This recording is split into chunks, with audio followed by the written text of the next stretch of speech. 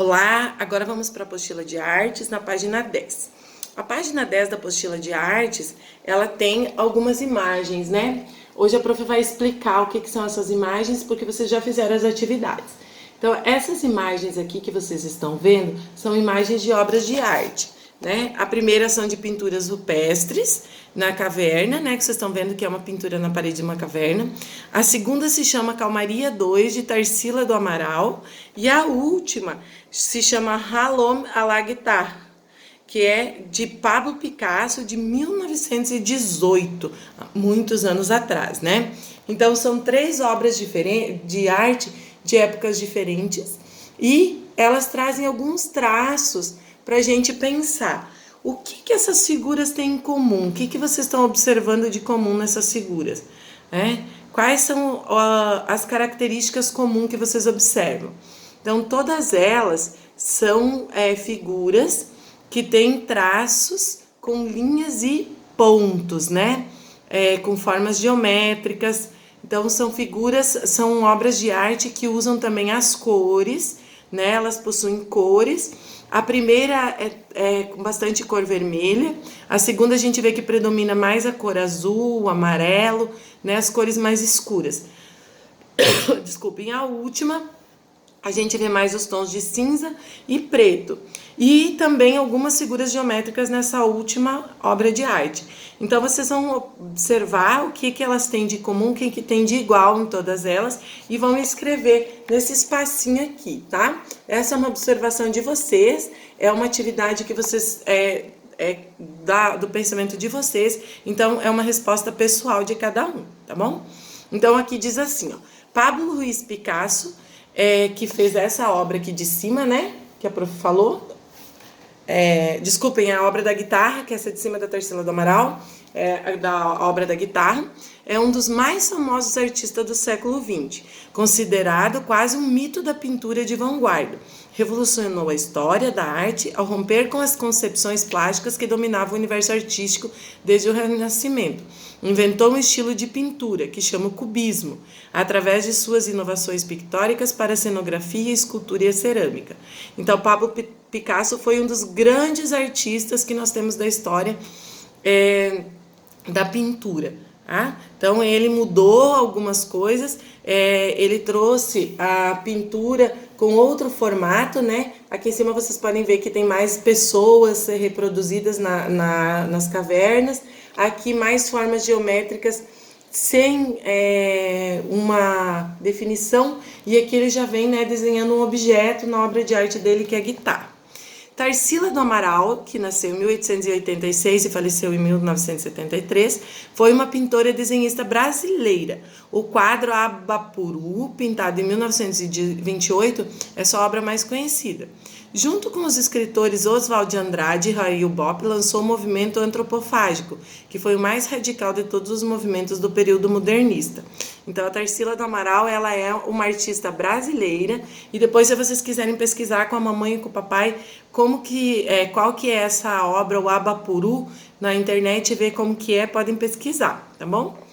Bom, então todas as obras, elas vão ter em comum pontos, linhas, cores e formas. Cada obra tem uma forma diferente, uma cor diferente, mas todas elas usam pontos, linhas, formas e cores. Então, essa a prof já está dando a dica da resposta lá da outra página. Então, vocês podem ver que todas têm pontos onde começa, onde termina o desenho. Todas usam diferentes cores, né? Tem cores para identificar a obra. E também existem formas para mostrar o desenho. Então, aqui a forma de ser humano, aqui é forma de cubos, né, que está na época do cubismo, e aqui a forma de um objeto. Então, vocês estão vendo que todas usam essas características aqui. Nas obras de arte acima, você observou que os artistas utilizaram técnicas em comum para pintarem, como formas, cores e linhas. O ponto é onde tudo começa. É a partir dele que fazemos as linhas e as formas em nosso desenho. Com o ponto e a linha desenhamos círculos, flores, casas, pessoas, animais e tantas outras coisas que a nossa imaginação permitir. Em nossa arte, podemos fazer linhas retas, curvas, pontilhadas e onduladas. Com o ponto traçado na folha ou na tela, criamos e desenhamos.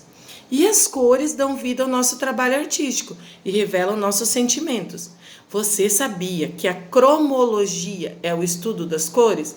De acordo com a cromologia, as cores quentes revelam sentimentos mais alegres e as cores frias, tristeza. A gente vai falar um pouquinho na próxima aula sobre as cores quentes e as cores frias, tá? Também. Aí aqui na página 12, diz assim, ó, tem essa imagem aqui e fala um pouquinho sobre ela. Essa obra é composta por formas geométricas quadradas e retangulares. As cores utilizadas pelo pintor são o amarelo, o azul e o vermelho, chamadas de cores primárias. Por que elas são cores primárias? Porque elas dão origem a outras cores, a mistura entre elas vai dar origem a outras cores. Quando misturamos as cores primárias, obtemos o verde, o laranja e o roxo ou violeta, que são as cores secundárias. Então, as cores primárias, elas não têm mistura, elas são chamadas de cores puras, que são elas, foram produzidas, são as primeiras cores. Aí, quando a gente mistura elas, que vão surgir as outras cores, que são essas aqui, as cores secundárias. E mais para frente, nos outros anos, vocês vão aprender também que existem as cores terciárias, que aí vem de outras misturas. Mas esse ano a gente só vai estudar até as cores secundárias, que são o verde, o laranja, o roxo ou o violeta, né? Que vão dar essas cores. Aí depois tem uma outra imagem embaixo, que é a imagem de um livro, O Homem e a Comunicação, o livro das tintas de Ruth Rocha e Otávio Roth. Então, se vocês quiserem conhecer um pouco mais sobre as cores e vocês conseguirem ter acesso a esse livro, vocês podem estar lendo ele com a mamãe, com a família, que ele vai trazer um pouco mais de informação sobre o mundo das tintas. Leia o livro. Quer conhecer um pouco mais sobre o mundo das tintas? Leia o livro das tintas de Ruth Rocha e Otávio Roth. Então, se vocês quiserem saber um pouquinho mais. Aí vocês tinham uma atividade para fazer aqui nesse espaço, que vocês tinham que colar barbante, né? E pintar esse barbante. Então, por quê? Porque o barbante, com ele nós podemos fazer linhas retas e linhas curvas, que é o que as obras de arte trazem como proposta, que é um dos elementos das obras de arte. Na próxima página, vocês tinham que fazer a mistura das cores, né? Desculpem. Vocês tinham que misturar as cores primárias para formar as cores secundárias. Então, aqui no triângulo, o que vocês iam fazer? Misturar o vermelho, o amarelo e o vermelho para formar que cor que formou aqui? Formou o laranja, né? Depois aqui, o azul e o amarelo para formar qual cor? Que cor que vocês conseguiram formar com o azul e o amarelo? Conseguiram formar o verde, né? E aqui, entre o vermelho e o azul, que a gente vai formar o roxo aqui no nosso quadrado.